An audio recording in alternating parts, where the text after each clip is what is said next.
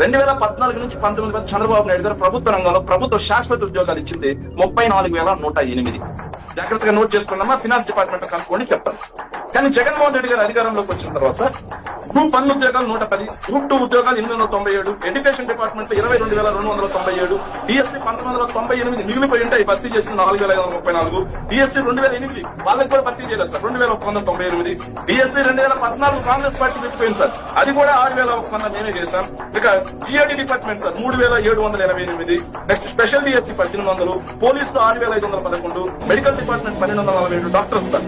ఇది కాకుండా homeopathy 53, staff nurse 60,450, అవన్నీ గ్రామ సచివాలయాలు 1,26,000, మిగిలిన చిన్న చిన్న ఉద్యోగాలు 38, మొత్తంగా 2,36,502. ఇవి మేము ప్రభుత్వ రంగంలో శాశ్వత ఉద్యోగాలు మేము కల్పించాం.